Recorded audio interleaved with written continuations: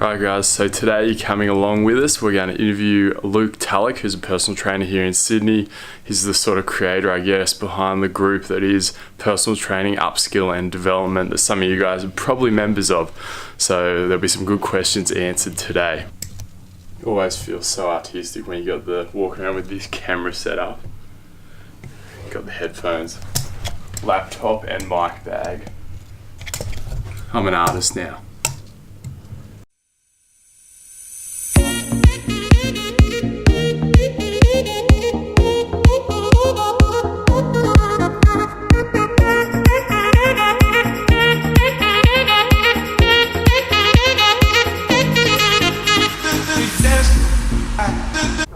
Guys, the one thing about Sydney is that the traffic is horrible. Like, I've been to LA, I've been to London, I've been to all those places that supposedly traffic's bad. And I think outside of Asia, even though Australia is technically, I think, a part of Asia, I think this is honestly the worst traffic.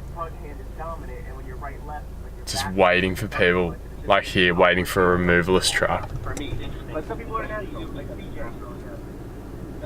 Anyway, here we are, Redfern.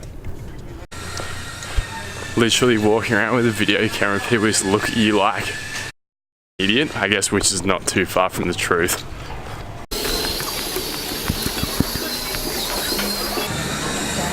What's going on? What's going on? You want to start wearing makeup? No. What do you got there? Yeah, it's got all the key macronutrients in there, so. How good they are with the salami. What? Look how good they are with the salami. Alright, we'll go and interview Luke Tulloch. What are you most excited about? Learning more about how the brain works.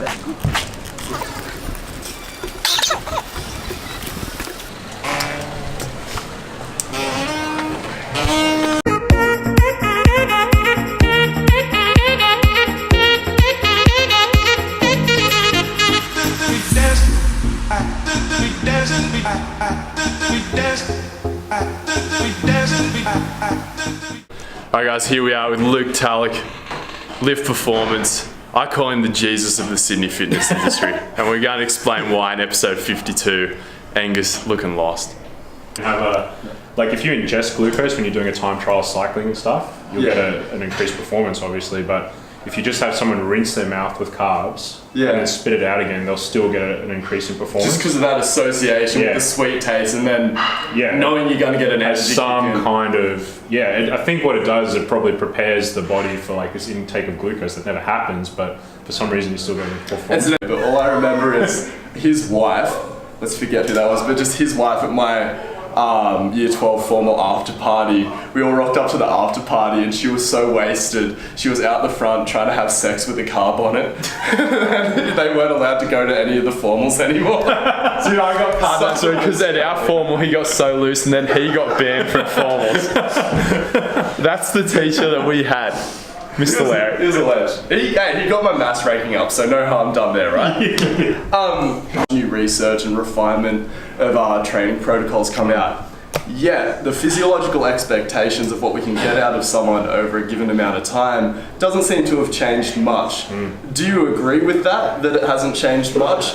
And then therefore, what is the value of all this stuff that's coming out? Is it that we're getting more consistent protocols, or discuss? Yeah, I think so. I think it is about consistency and refining stuff, and like the thing is with studies is that it gives you just a little bit of an insight into what might be happening on a physiological level. And it's still up to you as a coach to go, right, this is the individual in front of me, this is what I've seen work with them. Like, I have a good understanding of what has worked with other populations from the studies, but how can I actually translate that into who's in front of me? Like, the thing is, I've had so many different people, and some people it's like they can look at a weight and they can grow. I heard stories like when I did a workshop with a dude who used to do strength and conditioning for the Bulls in Super Rugby, and I think he was with the Tars at some point. I can't remember his name, but he was saying when they had Lottie Takiri in at the Wallabies, they had to limit how much weight he did because the dude just grew too easily. I can see that with a dude I wish I could do that. Definitely jealous of those genetics.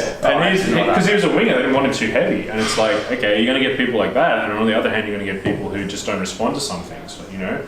And sometimes it's just a case of like, I know physiologically what's supposed to happen, but I've got to employ the art of coaching here to somehow translate that and give it to the person in front of me.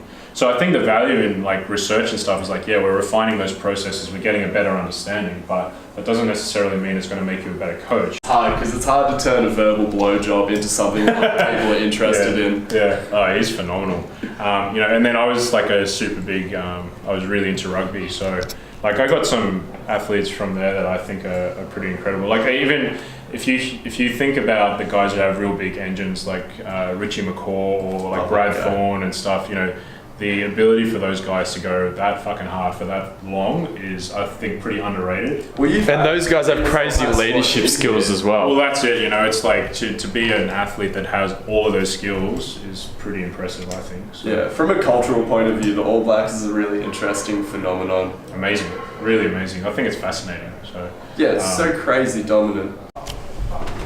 Alright guys, just finish up with Luke. Very insightful interview. The link will be below for the podcast, iTunes and SoundCloud. We're also on Spotify now, so if you guys want to check out that full-length interview, please subscribe to us on there. We'll post a lot of coaches and athletes. What do you think, Angus? That was really fun. We definitely need to do a full Rogan-style 3-hour interview with him. Yeah, 100%. You can just tell he's such a great trainer by the way he converses. Obviously a ton of knowledge there. Well, it's like, I feel like he's one of those guys. Obviously, there's that saying that people go through, you know, the more you know, you don't know. I feel like that's a good reason why he is so humble. His knowledge base is just so damn broad that he has a real appreciation for like the scope of things and how complex he can get, and that therefore makes every effort to articulate things as simply as possible for people like us. 100% guys, so definitely check that out on iTunes, especially if you're a personal trainer or you're just a regular gym goer. And also that group Luke mentioned, Personal Trainers Upskill and Development, is a really good one to be part of. And there's a whole bunch of previous guests in there that we've had on as well. What we should try to do one time, hopefully we could maybe do like the round table of PT where we could get him, Brad Stocks, and then some of the other guys all together. Definitely. And guys, we're in a very passionate gym setting here. You can hear, I think, Aaron Kroll down there yelling at his clients. He's the best spotter in Sydney. After about 3 o'clock, you want to go and shoot some hoops? Mate, I've blown out my back dunking the other day, or trying to dunk. Do you want to go see the new Star Wars or something? Just come round, because I've got to get you that jersey as well. That's decent. Yeah, no, I'll come round. I saw the new Star Wars last night. Ah, fuck. I can't believe you were watching the video and called me during the interview when you knew well and truly I was interviewing someone. I wasn't watching the video. It was sort of, I just called you, and then I was flicking through Facebook, and then I saw, like, sort of at the same time, and then I saw that you sort of looked at your phone while the interview was happening, and I was like, oh shit, that must have been. And I saw that it was live, and I was like, oh, that must have been me. What a mate's for. Exactly, mate. I just wanted to interrupt, and I could have thrown a few questions. Mate, it was a very, very good interview. You have to re-listen to the episode, even though you don't listen to any of the episodes. Is Tom coming on New Year's? No, he's away. Anyway, mate, yeah, I'll give you a call when we're finished, because we're starting lunch at 1:45. We'll be done by 4 at the latest. Yeah, no worries, man. Sounds good. Just let me know. All right, mate. I'll talk to you soon. See you, mate. Bye. Yeah.